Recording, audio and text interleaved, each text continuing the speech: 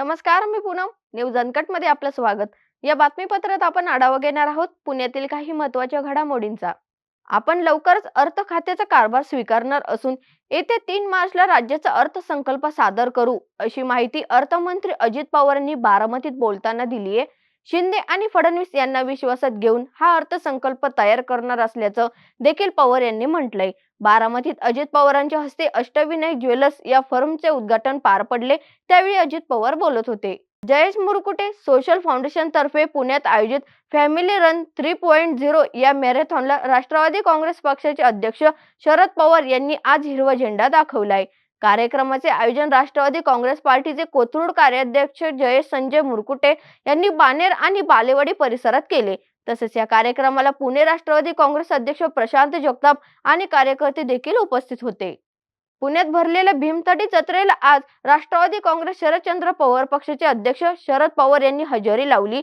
यावेळी शरद पवार यांनी भीमथडी जत्रेतील स्टॉल्सची पाहणी केली आहे. त्याचबरोबर येथे आलेल्या विक्रेत्यांशी संवादही साधलाय. येथे आलेल्या अनेकांनी शरद पवार यांना आपल्या उत्पन्नाबद्दलची माहितीही दिली असून काही गोष्टी भेटी दिल्या, तर पुणेकरांनी देखील मोठ्या प्रमाणावर भीमथडी जत्रेत गर्दी केली आहे. शरद पवार यांनी या भीमथडी यात्रेतून मुख्यमंत्री देवेंद्र फडणवीस यांना फोन करून भीमथडीला येण्याचं निमंत्रण दिलंय. पुणे शहरात नैसर्गिक दुर्घटना किंवा प्राण्यांच्या हल्ल्यात जखमी झालेल्या नागरिकांसाठी महानगरपालिकेने मोठे पाऊल उचललंय. पुणे शहरात झाड पडून अथवा महापालिकेच्या चुकीमुळे एखाद्या व्यक्तीचा मृत्यू झाल्यास अथवा संबंधित व्यक्ती जखमी झाल्यास त्याच्या वैद्यकीय उपचाराचा खर्च तसेच संबंधित व्यक्तीच्या कुटुंबियांचा महापालिकेकडून आर्थिक मदत देण्यात येणार आहे.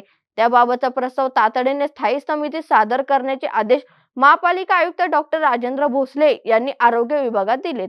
पुण्याहून देशांतर्गत सह आंतरराष्ट्रीय आणि देशांतर्गत विमान उड्डाणांमध्ये आता आणखी वाढ झाली आहे. इंडिगो एअरलाइन्सने पुण्याहून बँकॉकसाठी थेट विमान सेवा गेल्या महिन्यात सुरू केली आहे. याचबरोबर इंडिगोचे पुणे ते दुबई थेट विमान सेवा सुरू केली असून एअर इंडिया एक्सप्रेसने पुण्यातून मंगळुरूसाठी थेट विमान सेवा सुरू करण्याची घोषणाही केली आहे. त्यामुळे आता आणखी एका आंतरराष्ट्रीय उड्डाणाची भर पडली असून पुण्यातून होणाऱ्या आंतरराष्ट्रीय उड्डाणांची संख्या आता 5 अशी झाली आहे.